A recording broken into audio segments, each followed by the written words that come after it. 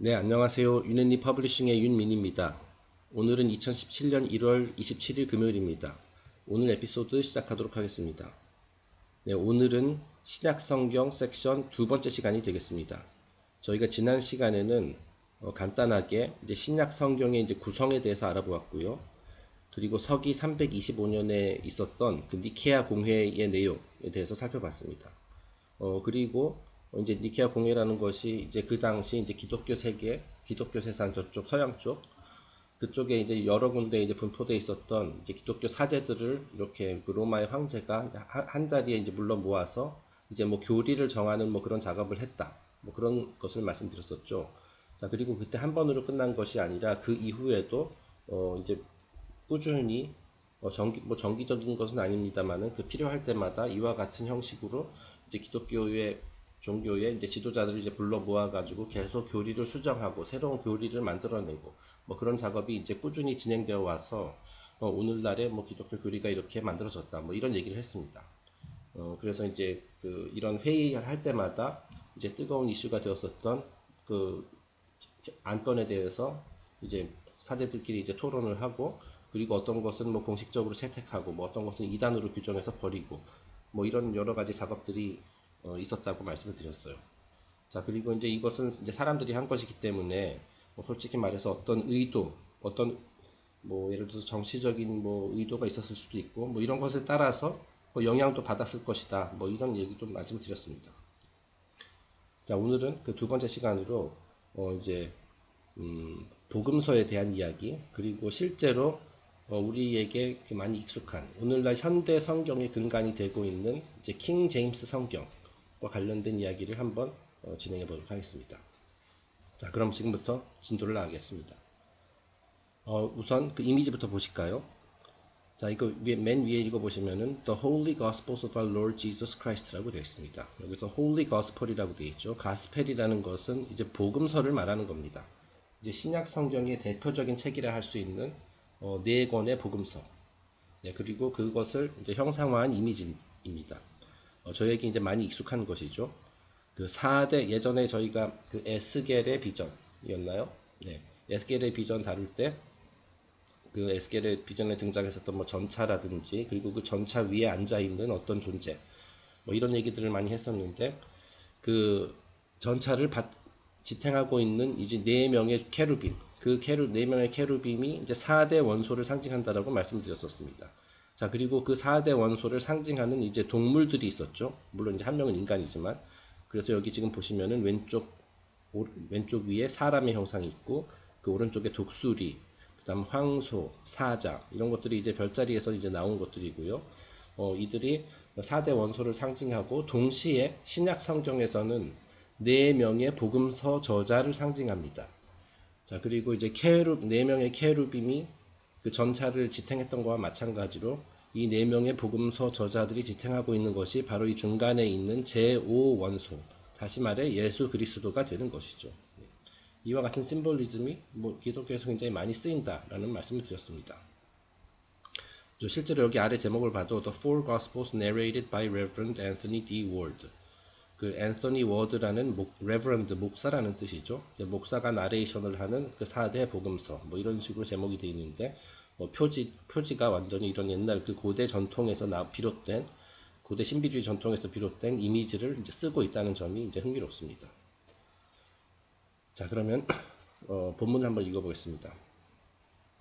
The gravest doubts exist as to authorship of the Gospels and of the New Testament. 자, 신약 성경의 대표적인 책인 복음서의 저자에 대해서는 아직까지도 논란이 많다. 이제 네 권의 복음서, 마태복음, 마가복음, 누가복음, 요한복음 말하는 겁니다.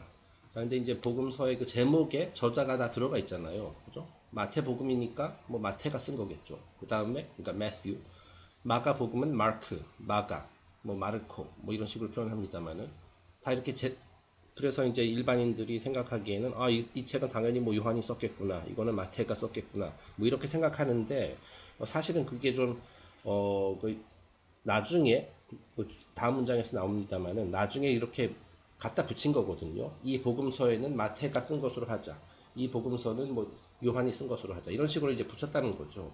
자, 그래서 실제로 그 복음서를, 네 권의 복음서를 실제로 누가 썼는지에 대해서는 아직 역사적으로는 아직 논란이 많다라는 겁니다. 네, 근거가 없어요. 그 네 명이 실제로 그 네 권의 책을 썼다는 근거는 없다는 뜻입니다. The Encyclopedia Britannica acknowledges these doubts and also admits that there is no proof of any kind that the Gospels were written by the men whose names were in more recent times affixed to them. 자, 그리고 이제 맨니 아저씨가 이 책을 쓰던 당시에 이제 굉장히 뭐 어떻게 보면은 지식의 보고라고 할 수 있었던 그 브리타니카 백과사전. 옛날에는 이제 백과사전이 이제 정부의 보고였죠. 뭐 요즘은 인터넷이 있어서 뭐 이제 백과사전도 요즘 가면 갈수록 이제 자취를 감추고 있습니다만은 뭐 그 당시에 가장 유명했었던 백과사전 중에 하나인가 봅니다. 브리타니카 백과사전에서도 이 사실을 인정하고 있다. 네, 그 4대 복음서의 저자가 정확히 누구인지는 알려져 있지 않다. 뭐 그렇게 이제 인정을 했다라는 거죠. 그리고 이제 비교적 근래에 저자로 지정된 사도들, 다시 말해 마태, 마가, 누가, 요한이 실제로 이 복음서를 집필했다는 증거는 어느 곳에도 없다라는 겁니다. 하여튼 뭐 그렇다는 겁니다. 뭐 사실은 이런 복음서라든지 뭐 다른 책도 마찬가지입니다만은 사실은 그 내용이 훨씬 더 중요한 거죠. 이걸 꼭 누가 썼다 물론 이것도 역사적인 관점에서는 중요하지만은 더 중요한 것은 내용입니다. 그런 말을 덧붙이고 싶네요. 하지만 어쨌든 지금 신약 성경 개요니까 이런 부분도 이제 언급하고 넘어가는 것 같습니다. 네, 다음 페이지로 넘어가겠습니다.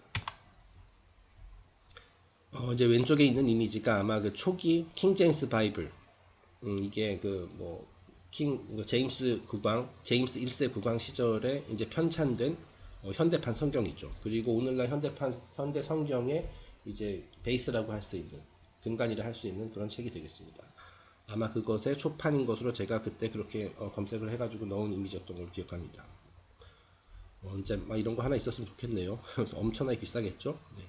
굉장히 옛날 책들 보면 굉장히 이렇게 고풍스럽고 굉장히 정성 들여서 만들었다는 그런 흔적이 이제 여러 군데 보이고요. 요즘 책들과는 달리. 그리고 이렇게 예쁜 이미지, 또 아름다운 이미지들도 굉장히 많고, 이제 글씨체 같은 것도요. 여기 보면은 이렇게, 이거 무슨 용어가 있는데, 어떤 패러그래프 또는 어떤 그 섹션, 챕터를 처음 시작할 때 이렇게 굉장히 그 오너멘테이션이 많은, 장식이 많은 예쁜 글씨를 이렇게 쓰기도 하죠. 네. 어쨌든 건 책 얘기고요. 계속 읽어보겠습니다. The oldest existing codices of the New Testament reveal considerable change and amendment. 자, 이제 맨니 아저씨가 이 책을 쓰던 당시 기준으로 해서 그 현존하는 가장 오래된 신약 성경을 보면 많은 변경과 개정이 가해진 것을 볼 수가 있다라는 겁니다. 자, 그러니까 이제 그 원본이 정확히 언제 집필되었는지는 모르겠지만은 뭐 거의 2000년 전이겠죠. 이제 신약 성경의 경우. 자, 그런데 그 이후로 이게 다른 언어로 이제 또 번역되고, 또 그 같은 언어, 다른 언어 번역까지는 아니더라도 같은 언어라 하더라도 이것이 계속해서 변경, 뭐 편집하는 과정에서라든지 뭐 그런 과정에서 변경과 개정이 꾸준히 이루어지고 있다라는 겁니다. 자, 그러니까 이게 세월이 흐르면 흐를수록 원본에서 이제 멀어질 수가 있어요. 자, 그리고 심지어는 그 내용이 뭐 오역이 뭐 사람의 실수로 인해서 뭐 오역이 있을 수도 있는 것이고요. 뭐 예를 들어서 옛날 히브리어라든지 뭐 이런 것들, 그 언어에 대해서 그 뉘앙스를 뭐 100% 이해하지 못하는 사람이 이제 번역을 했을 경우에는 엉뚱한 뭐 오역이 나올 수도 있는 것이고요. 그리고 또한 뭐 아까 지난 시간에도 얘기했지만 뭐 여러 가지 뭐 니케아 공회라든지 이런 것들을 통해 가지고 그 내려진 결정에 따라서 내용이 뭐 수정될 수도 있는 거고, 뭐 이런 식으로 계속 이제 뒤로 가면 갈수록 원본에서 조금씩 멀어진다. 그리고 이제 오역이 있을 수도 있다. 뭐 그런 얘기를 지금 하고 있는 겁니다. 킹 제임스 바이블, 우리가 이제 거의 뭐 성경계의 바이블을, 오늘날 성경계의 바이블이라 할 수 있는 킹 제임스 바이블도, 킹 제임스 성경도 마찬가지로 그런 단점이 있다라는 거예요. 얼마든지 있다는 거죠. The King James Version omits a number of passages of a controversial nature, particularly such as would cause doubt to arise concerning the uniqueness or the infallibility of the Christian faith. 자, 이제 본격적으로 킹 제임스 성경에 대해서 얘기를 하네요. 자, 킹 제임스 성경의 경우, 자, 이거를 이제 편찬하는 과정에서 논란의 소지가 있는 몇몇 구절을 삭제한 흔적을 발견할 수 있다라는 겁니다. 자, 그러니까 이제 제임스 국왕의 지시로 이제 그러니까 수많은 학자들이 이제 킹 제임스 성경을 이제 새로 편찬을 했단 말이죠. 그보다 이전에 있었던 뭐 히브리어 소스, 이제 구약 성경 같은 경우 그죠. 그 다음에 이제 신약 성경 같은 경우 이제 그리스어 소스, 옛날 원전 또는 원전에 가까운 그런 그 옛날 텍스트를 이용해가지고 이제 영어로 이제 번역을 한 거죠. 자, 그런데 그렇다 보니까 약간 이 부분은 좀 우리 교리에 조금 약간 어긋나고 오해의 소지가 있는 것 같아. 사람들이 이 구절을 보고 우리 교리와 반대되는 생각을 할 수 있어. 우리가 정해놓은 저기 그 기독교에서 정해놓은 그 교리와 위배되는 소지가 있다.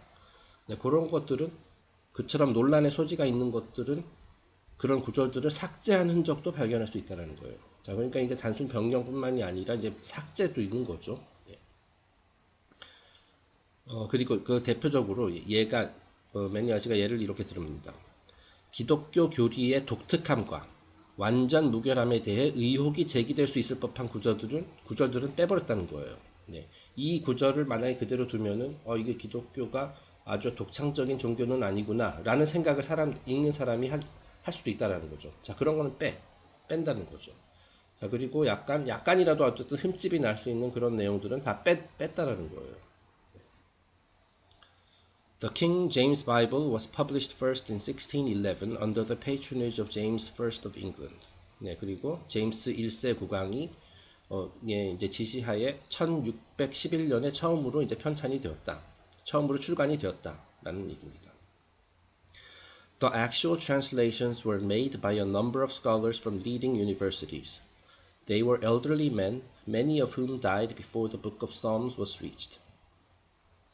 자, 그리고 킹 제임스 성경에 이제 편찬에 참여했었던 그 학자들, 당대 그 이제 영국의 이제 대학의 노학자들이 이 번역 작업에 참여했으나, 네, 근데 이제 좀 이분들이 연세가 많고 하니까 그 작업을 끝내기도 전에 이제 사망한 분들이 많다라고 해요. 이들 중 상당수가 시편에 이르기도 전에 사망했다라는 겁니다. 자, 그러니까 시편은 이제 구약 성경이죠. 구약 성경 한 중간 부분, 한 중간 정도. 네. 그러니까 이제 신약 성경은 이제 뭐 손도 대기도 전에 뭐 대부분 돌아가셨고, 뭐 남아 있는 사람들이 이제 계속 꾸준히 작업을 해가지고 이제 마무리를 한 모양이죠. 하여튼 킹 제임스 성경과 관련된 일부 역사를 지금 언급을 하고 있습니다. 다음 페이지 넘어가겠습니다. 네, 이제 왼쪽에 보시는 이미지가 제임스 1세 국왕입니다. 이 사람의 지시하에 이제 성경 작업을 편찬 작업을 영문 성경 작업을 이제 하게 된 것이죠. The work was undertaken during the most corrupt period of English education. 킹 제임스 성경의 번역은 이제 학자들이 교육계 전 페이지에서 봤듯이 이제 대학의 교수들 그 노학자들이 이제 진행을 했는데 또 하필이면 그 당시 영국 교육계가 최고로 부패했던 시대에 진행되었다라는 거예요. 자, 그러니까 이제 이 성경 편찬 작업에 참여했었던 학자들의 뭐 퀄리티가 이렇게 썩 높지는 않았을 수도 있다. 뭐 그런 걸 이제 암시하고 있죠. 네. 이 사람들은 완전 무결한 그런 사람들이 아니라는 거죠. 네. 그런 사람들이 이 성경이라는 것을 이제 완전 무결하게 만들기 위해서 뭐 개정도 하고 뭐 좀 불편한 내용들은 뭐 빼고 뭐 이런 작업도 했다라는 겁니다. The principal university records of the time consist of the amount of beer drunk by the student body. 자, 여기 영국 교육계가 이제 부패했다라고 했는데 그 어느 정도였냐면, 자, 당시 영국 대학의 이제 기록물을 보면 교수들이 소비한 맥주의 양이 줄을 이루고 있었을 정도였다라는 겁니다. 자, 그러니까 우리가 보통 이제 대학의 기록물 하면은 이제 뭐 교수들이 이제 논문을 쓰거나 어떤 연구 결과 뭐 연구를 해가지고 그런 결과 어떤 학술적인 건 논술 그러니까 학술적인 그런 논문 뭐 이런 것들로 이제 가득해야 될 것으로 이제 우리가 예상을 할 수 있잖아요. 네, 근데 그런 내용은 별로 없고 가장 많은 내용이 뭐였냐면은 어떤 교수가 맥주 얼마나 먹었다 뭐 이런 내용들이 있다라는 거예요. 약간 코미디네요. 네. 하여튼 그런 수준의 교수들이 이 성경 편찬 작업 번역 작업에 이제 참여를 했다 뭐 그런 얘기네요. 네. 자, 그러니까 좀 허접했겠죠. 우리가 예상을 할 수 있죠. 네. There is a story possibly apocryphal but with a ring of truth about it, that King James's final instruction to the translators were in substance as follows. Where the new translations agree with accepted tradition, use them. Where they do not, conform to the popular tradition. 자, 이제 이것이 어떤 역사적인 사실인지 아닌지는 모르겠습니다만은 그 일종의 전설로 전해지고 있는 이야기인데, 전설에 따르면 이 성경 번역에 대한 제임스 국왕의 최후의 지침은 크게 두 가지였다. 마지막 지침은 파이널이죠. 파이널이죠. 예. 지침은 크게 두 가지였다. 자, 이제 원전을 이용해가지고 이제 번역을 할 거 아닙니까? 자, 그런데 이런 지침을 내렸대요. 자, 이제 학자들이 이제 새로 만들어낸 구절들, 다시 말해 새로운 번역. 자, 그것이 공식적인 전통과 부합하면은 이에 맞춰서 그냥 그대로 둘 것. 새로운 번역을 그대로 두자 이거죠. 자, 그러니까 다시 말해 그 당시의 기독교 교리와 맞는 내용이면은 오케이. 그것은 오케이다라는 얘기예요. 자, 그런데 새로운 번역이 공식적인 전통과 부합하지 않으면 가장 잘 알려진 대중들에게 가장 익숙한 그런 전통에 맞출 것. 네. 이제 교수들이 이제 새로 번역을 했는데 그 내용이 이제 공식적인 교리에 맞느냐, 그렇지 않을 경우에는 이제 대중적인 전통에 맞춰라. 뭐 하여튼 이런 식으로 이게 이제 이렇게 완전 무결하지 않은 것 같아요. 제 생각입니다. 자, 그러니까 그때 구절마다 어떨 때는 이렇게 하고 어떨 때는 이런 식으로 하고 이렇게 약간 좀 뒤죽박죽이다 뭐 그런 면을 지금 강조하고 있는 것 같아요. 자, 그러니까 완전한 번역이 아니라는 얘기죠. 제가 받은 인상은 그렇습니다. 자, 다음 페이지입니다. 자, 왼쪽에 보시는 이미지는 이제 프랜시스 베이컨입니다. 이제 제임스 1세 국왕 시절에 이제 영국의 재상이었죠. 예, 굉장히 유명한 철학자이기도 하고, 예. 영국의 이제 교육계가 이 당시에 부패했다라고는 하지만은, 이제 베이컨 같은 경우는 영국 역사상 최고의 학자 중 한 명이죠. 그리고 이제 철학자이기도 하고요. 자, 근데 이 사람이 언급된 이유를 이제 텍스트를 통해서 살펴보겠습니다. When the manuscript was completed, it was given into the hands of Lord Bacon, who is responsible for its present literary excellence. 자, 그 학자들이 번역 작업을 마친 후에 번역이 완성된 후 편집은 프랜시스 베이컨이 맡게 되었다. 자, 그리고 이제 베이컨의 편집 덕분에 이 텍스트의 문학적인 기품이 가미되었다라는 겁니다. 자, 그러니까 지금 킹 제임스 성경의 그 내용을 구절들을 보면은 이게 굉장히 뛰어나거든요. 어쨌든 그 내용이 옳으냐 틀리냐 뭐 우역이냐 뭐 이런 걸 떠나가지고 그 문장 자체가 굉장히 아름답다라는 거예요. 이제 거의 문학 작품이라 할 수 있을 정도로 그 퀄리티가 뛰어나다. 자, 근데 그 작업을 이제 프랜시스 베이컨이 했다라는 거죠. 이 사람은 굉장히 아까 부패한 그 교수들에 비해서 말하자면 스탠다드가 굉장히 문학적인 스탠다드가 높은 사람이었기 때문에 그 번역자들이 이제 약간 좀 허접하게 번역한 내용을 아주 대대적인 이제 편집을 통해 가지고 이제 퀄리티를 확 높여놨다는 뭐 그런 얘기를 하고 있는 거죠. 자, 그런데 he achieved the impressiveness now evident in the book largely by taking liberties with the text. 자, 베이컨은 이 성경이라는 킹 제임스 성경에 문학성을 부여하기 위해 자의로 또 텍스트를 또 수정 편집했다는 거예요. 자, 그러니까 이제 교수들이 넘겨준 걸 이제 텍스트 번역 초안을 가지고 거기다 이것을 좀 예쁘게 쉽게 얘기해서 출판 전문 용어로 하자면 윤문을 하기 위해서 자의적으로 그 텍스트를 이건 이런 뜻인 것 같으니까 이걸 좀 예쁘게 그 문장을 이렇게 바꾸자. 또 대대적으로 수정하고 편집을 했다라는 거예요.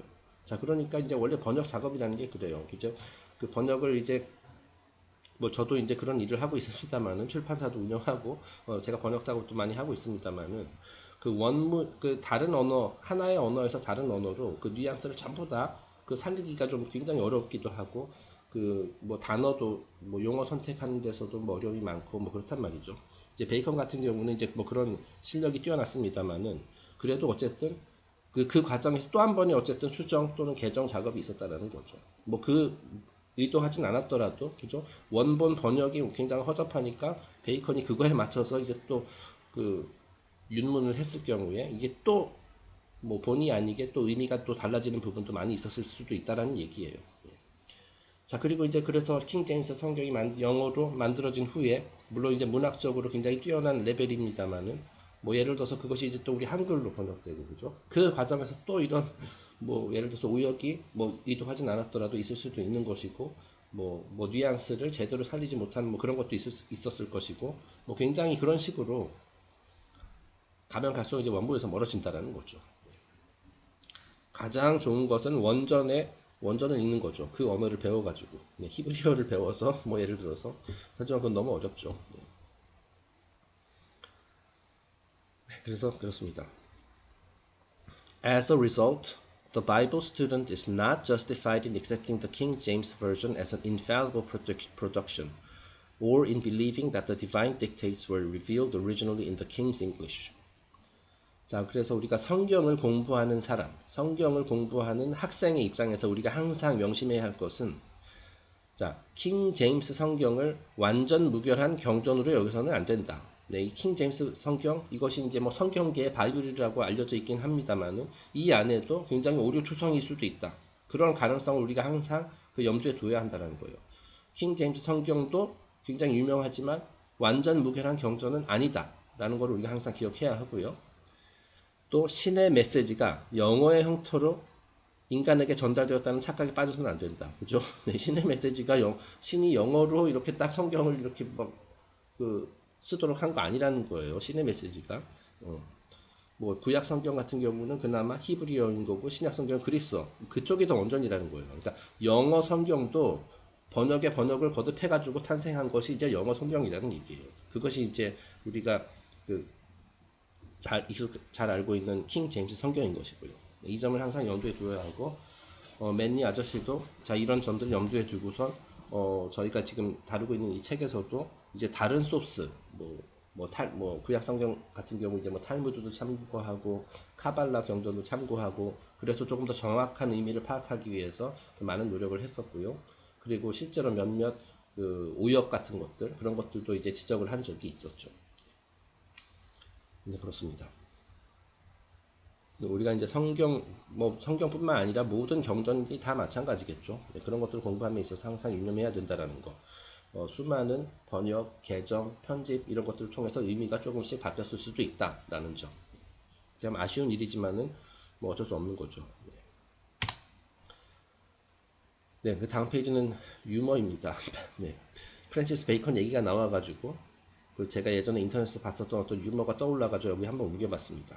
네, 그래서 지금 먼저 어떤 외국 사람이 서양 사람인데 아마 미국 사람이었는지 정확히 기억은 안 납니다만은 이제 프랜시스 베이컨이 한 명언 중에 이런 게 있어요. 여러분 다 잘 아시는 겁니다. Knowledge is power. 아는 것이 힘이다. 프랜시스 베이컨이 한 대표적인 명언이에요. 자, 근데 이 젊은 이 미국 사람이 이 명언과 관련된 자기가 겪었던 에피소드를 얘기하는 거예요. 자기가 이제 어렸을 때 knowledge is power라는 명언을 들었다 이거죠. 자, 그런데 이 명언을 보면은 이제 어떤 글로 본 것이 아니라 이제 사람들한테 들은 거예요. knowledge is power, 프랜시스 베이컨. 네, 그런데 이 사람이 이제 knowledge is power 거기까지는 이해가 되겠는데 프랜시스 is 베이컨 이건 도대체 무슨 말인지 모르겠다. 네, 사실 프랜시스 베이컨은 이 명언을 한 사람의 이름이잖아요. 자, 그런데 자기가 듣기에는 프랜시스 베이컨이 아니라 프랑스 is 베이컨이라는 거죠. 프랑스는 베이컨이다. 자, 그래가지고 이 사람이 이제 인터넷에서 글을 올렸는데, 내가 어렸을 때 아는 것이 힘이다. 그리고 프랑스는 베이컨이다. 이런 명언을 들었는데, 자, 앞부분은 이해하겠지만 뒷부분은 도저히 무슨 의미인지 전혀 이해를 할 수가 없었다. 자, 그런데 이제 다른 사람들에게 물어보면은 왠지 그냥 그것도 모르냐 하고선 핀잔을 들을까봐 그냥 속으로 혼자만 끙끙 앓고 있었는데, 가끔 가다가 이제 사람들을 만나가지고 어떤 사람이 이제 knowledge is power 이런 말을 쓰면은 자기가 이에 화답하면서 France is bacon 이렇게 말을 했다라는 거예요. 자, 그랬더니 상대방이 이게 고개를 이렇게 끄덕끄덕 하면서 동감을 표시를 하더라는 거죠. 자, 그러니까 이 사람은 가면 갈수록 혼란에 빠진 거예요. 아니, 프랑스는 베이컨이다라는 게 왜 그게 무슨 심오한 뜻이 담겨 있나? 난 아무리 생각해도 모르겠는데. 자, 그러다가 이제 나중에 알고 봤더니 이제 프랜시스 베이컨이 이제 어떤 문장이 아니라 이 말을 한 사람의 knowledge is power라는 말을 한 사람의 이름이었다라는 걸 나중에 알게 됐다는 거죠. 네, 근데 어쨌든 이게 굉장히 웃기는 얘기라 가지고 한동안 한때 이제 인터넷에서 막 유행을 했었죠. 네, 그래가지고 그런 것을 이제 패러디한 그런 그 그림들입니다. 자, 그래서 이제 왼쪽 유럽의 지도죠. 자, 근데 여기가 이제 프랑스가 있는 그 영역인데 이걸 이렇게 베이컨으로 표시를 했습니다. 그리고 이제 오른쪽엔 아예 그냥 티셔츠까지 만들었네요. Knowledge is power, France is bacon. 그래서 전 페이지에서 봤었던 이제 프랜시스 베이컨의 얼굴이 있고 몸은 이제 베이컨으로 돼 있어요. 재밌다고 생각해서 올려봤는데 이미 다 아시는 걸 수도 있습니다. 자, 그 다음에 이제 또 다음 페이지입니다. 그 프랜시스 베이컨 얘기가 나와가지고 제가 영상을 통해서 이제 여러 차례 소개한 적이 있는 그 맨리 피 홀씨의 대표작 Secret Teachings of All Ages, 그 모든 시대의 비밀 가르침이라는 이제 책이 있는데요. 자, 그 책에서 이제 프랜시스 베이컨과 셰익스피어를 비교하는 그 하나의 챕터가 있거든요. 자, 그러니까 완전히 이 주제를 가지고 한 챕터를 할애했을 정도로 굉장히 방대한 양을 이제 다루고 있습니다. 자, 그래서 이제 맨리 아씨가 주장하는 것이 뭐냐면, 물론 본인만의 그 생각은 아니겠습니다만은, 우리가 이제 영국, 뭐 유럽 역사상 뭐 최고의 이제 문학가로 알려져 있는 그 셰익스피어 있잖아요. 자, 근데 이 셰익스피어라는 사람이 사실은 프랜시스 베이컨이다 라는 그런 주장을 하고 있거든요. 그래서 이와 관련된 이제 근거도 이제 많이 제시를 하고 있고요. 그래서 베이컨이 셰익스피어인가? 라는 것을 이제 의혹을 제기하고 있는 그런 챕터입니다. 볼까요? 이제 이 페이지를, 이건 제가 갖고 있는 그 책을 일단 그 카메라로 찍은 겁니다. 한 페이지 넘겨가면 이렇게 그 베이컨의 모습과 그 셰익스피어의 모습이 이렇게 이제 합쳐져 가지고 이렇게 딱 돼 있는 이미지고요. 챕터의 제목이 Bacon, Shakespeare and the Rosicrucians입니다. 네, 그래서 그 셰익스피어의 정체가 사실은 프랜시스 베이컨이다. 프랜시스 베이컨이 자신의 이름을 가지고 그런 문학 작품들을 쓴 것이 아니라 셰익스피어라는 어떤 무명의 어떤 무명의 이 사람이 아마 뭐 연극 배우인가 그랬었죠, 직업이 그랬었나요? 뭐 하여튼 또 확실치 않습니다만 그 사람의 무명의 그 셰익스피어라는 사람의 이름을 빌어가지고 자기 작품들을 이렇게 냈다라는 거예요. 이 사람이 이제 당시 영국 정부에 속해 있는 그 말하자면 공무원 같은 사람이었기 때문에 자기의 이름으로 내기에는 좀 뭐 부담스러울 수도 있는 그런 문학 작품들을 이제 말하자면 필명 또는 예명 어떤 다른 사람의 이름을 빌려가지고 이렇게 냈다. 뭐 그런 그 설이 있거든요. 뭐 100% 이거 어디까지나 설입니다. 설. 자, 그런데 그거를 이제 뒷받침할 만한 근거는 많이 있다라는 거죠. 자, 그리고 여기서 또 로지크루션이라고 되어 있는데 이 수많은 이게 비밀 단체들 중에서도 가장 신비스러운 단체 중에 하나가 로지크루션이거든요. 그 장미 십자회. 심지어 장미 십자회라는 단체가 실제로 있었느냐 없었느냐에 대해서도 논란이 많아요. 그리고 이제 그 장미 십자회 단체의 창시자가 누구인지도 알려져 있지 않고요. 물론 이제 뭐 이름은 있습니다만 어떤 장미 십자회에서 그 17세기 그 딱 그 킹 제임스 킹 제임스 바이블이 편찬되던 바로 그 시절에 장미 십자회에서 어떤 몇 가지 세 권의 텍스트가 이렇게 발표가 되었거든요. 예. 저자는 물론 누군지 알려져 있지 않습니다. 자, 근데 이제 그 많은 학자들이 저 장미 십자회 그 세 권의 책을 쓴 사람 또는 이제 그 장미 십자회라는 단체의 창시자가 프랜시스 베이컨일 것이다. 라고 이제 그런 그 얘기가 많이 있죠. 추정을 하죠. 그래서 이제 이 챕터의 내용도 굉장히 방대하기 때문에 제가 이제 다 얘기를 할 수는 없고요. 이거 어차피 뭐 핵심도 아니니까 제가 기억나는 것들만 가지고 한번 정리를 해봤습니다. 자, 다음 페이지입니다. 그 왼쪽이 이제 서 프랜시스 베이컨이고 이제 오른쪽이 이제 셰익스피어의 가장 잘 알려져 있는 초상화죠. 예. 자, 근데 이 초상화를 자세히 보면은 그 셰익스피어의 얼굴이 있잖아요. 이것이 마치 진짜 얼굴이 아니라 일종의 마스크를 쓴 것 같다. 그죠? 얼굴 되게 크잖아요. 그죠? 그리고 여기 지금 이미지가 좀 허접해서 잘 안 보이시겠지만은 마치 얼굴하고 여기 이제 목 사이에 어떤 경계선이 있는 것 같다. 뭐 이런 식으로 이제 많은 얘기를 하거든요. 자, 그러니까 저 셰익스피어가 일종의 가면이다라는 거죠. 그리고 저 가면 뒤에는 프랜시스 베이컨이 있다. 뭐 그런 설이 있습니다. 그것을 이제 그 셰익스피어의 작품들을 알려진 그런 작품을 실제로 이 사람이 쓴 것이 아니라 그 사람의 얼굴만을 빌렸을 뿐이다. 뭐 이렇게 상징적으로 이제 표현했다. 뭐 그런 얘기가 되는 것이고요. 제가 기억나는 것만 여기다 몇 가지 적어봤습니다. 자, 이 프랜시스 베이컨, 이 사람이 이름이 이제 성이 베이컨이어가지고, 그죠? 그래서 아까 그 어이없는 프랜스 이즈 베이컨이라는 그런 유머도 나왔었고요. 그런 실수도 나왔었고. 자, 근데 이제 이 사람이 실제로 그 어렸을 때 있잖아요. 뭐 10대 때 또는 이제 아주 어렸을 때. 그 이 베이컨이라는 이름 때문에 그 친구들한테 많이 놀림을 받았다고 해요. 그러니까 너는 베이컨은 그거잖아요. 돼지고기잖아요. 그 돼지 몸의 일부잖아요. 자, 그래서 그 당시 어린 그 시절에 프랜시스 베이컨의 친구들이 얘를 이제 별명을 햄릿이라고 했대요. 햄릿. 예. 그러니까 햄은 햄이잖아요. 그죠? 이것도 이제 그 고기, 돼지고기의 일부죠. 자, 근데 햄렛. 그 끝에 엘리티가 붙이게 되면은 이제 햄은 햄인데 작은 햄이라는 뜻이거든요. 예. 자, 그러니까 이제 베이컨하고 햄 같은 건데 이제 어렸을 때니까 이제 햄릿이라고 불렀다라는 거예요. 자, 그러니까 베이컨이 어렸을 때 별명이 햄릿입니다. 자, 그리고 알다시피 햄릿은 셰익스피어의 대표작 중에 하나이죠. 자, 그리고 물론 저는 이제 셰익스피어의 뭐 책 뭐 이런 거에 대해서 익숙하지 않습니다. 뭐 굉장히 읽기도 어렵고 그냥 대략적인 스토리만 알고 있어요. 자, 그런데 이제 모든 사람들이 그 동의하는 것 중에 하나가 그 셰익스피어의 작품들을 읽어보면은 이 사람이 굉장히 견문이 넓은 사람임을 알 수 있거든요. 뭐 영국에서만 살았던 것이 아니라 뭐 예를 들어 베니스의 상인 뭐 이런 책도 있고 굉장히 그 세계 전역을 다 돌아다니면서 이제 경험했었던 이 받은 인상 이런 것들을 이제 기반으로 해가지고 이런 작품들을 썼을 것이다라고 이렇게 이제 많이들 얘기를 하는데 그 진짜 그 역사적인 셰익스피어는 자신이 태어나고 활동했었던 그 작은 구역을 벗어나 본 적이 거의 없다라는 거예요. 네, 그러니까 이처럼 그런 위대한 문학 작품을 쓸 수 있을 정도의 견문을 넓힐 수 있는 그런 기회를 가졌던 적이 없다라는 거죠. 네, 그러니까 이것도 의혹이에요. 아니 어떻게 저런 사람이 그냥 뭐 자기 머릿속에서 저걸 다 실제로 경험해 보지도 않고 머릿속에서 다 나왔다라는 거야? 이거 도저히 납득이 안 된다라는 거죠. 자, 하지만 이게 만약에 프랜시스 베이컨이 썼다라고 하면 그거는 이해가 납득이 됩니다. 네, 베이컨 같은 경우는 뭐 안 가본 데가 없는 그죠? 그런 사람이니까. 자, 그리고 이제 실제로 셰익스피어가 이제 사망을 할 당시에 이제 유서를 썼을 거 아니에요.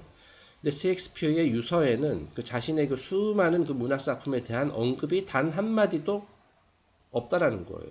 자, 이것도 역시 말이 안 된다는 거죠. 이 셰익스피어의 가장 큰 재산이라고 할 수 있는 것이 바로 그의 문학 작품들이잖아요. 그죠? 그리고 뭐 그 당시에도 뭐 저작권 같은 것이 뭐 지금과는 많이 달랐겠지만은 어쨌든 이 사람의 가장 큰 재산이거든요. 자, 그런데 그거에 대한 이런 방법도 없다. 그것도 좀 이상하다는 거죠. 자, 그리고 유럽 최고의 문학가였던 셰익스피어 딸이 문맹이었다고 합니다. 네, 그러니까 그것도 좀 상식적으로 이해가 안 된다라는 거예요. 네, 물론 그 위대한 작가의 자녀라고 해서 그 사람도 뭐 위대한 작가가 되라는 법은 없지만 최소한 문맹은 아닐 거 아니에요, 그죠? 네. 그런데 실제로 셰익스피어 딸은 글을 읽지도 못하고 쓰지도 못하는 뭐 사람이었다라고 하네요. 네. 성인이 될 때까지. 자, 그리고 그 외에도 여기서 이제 제가 이제 표현할 수 없는 그런 셰익스피어가 사실은 프랜시스 베이컨이라는 그런 근거가 많이 있습니다. 이제 그 프랜시스 베이컨이 이제 또 암호학 있죠, 암호학의 이제 창시자라고 할 수 있는 사람이거든요. 자, 그래가지고 베이컨이 쓴 책들을 보면은 이제 그 텍스트 안에 이런 암호 같은 것들이 굉장히 많이 이렇게 숨겨져 있어요. 자, 그래서 아까 그 제가 언급했었던 요 책에서 그 내용도 이제 많이 다루고 있거든요. 자, 그런데 그 셰익스피어가 쓴 그 책들에 보면은 그 이제 암호를 풀었을 때 이게 베이컨이라는 단어가 굉장히 이제 많이 나타난다라는 거예요. 그런 게 있습니다. 그런 게 또 있습니다. 이거는 여기서 제가 이제 자세히 설명은 드리지 못합니다만. 네, 그래서 이거는 그냥 흥미롭다. 이제 베이컨이 얘기가 나와가지고 제가 이제 베이컨과 셰익스피어의 관계에 대해서 다른 책에서 읽은 내용을 조금 간단하게 이제 요약해봤습니다. 이것은 진짜 그 연구해볼 만한 가치가 충분히 있는 그런 내용인 것 같습니다. 아마 작년인가 재작년이 뭐 셰익스피어의 뭐 탄생 뭐 또 몇 주기였죠. 뭐 250년인가 뭐 하여튼 뭐 자세히 기억 안 납니다만. 네. 하여튼 그렇습니다.